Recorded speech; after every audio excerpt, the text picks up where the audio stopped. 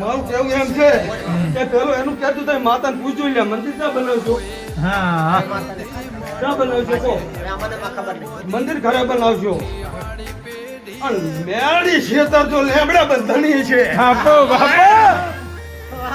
શેતર જો ઘરે મંદિર બનાવશો મેળી જો લેબડા બંધણી છે તો જાશો તમે તે ભાઈ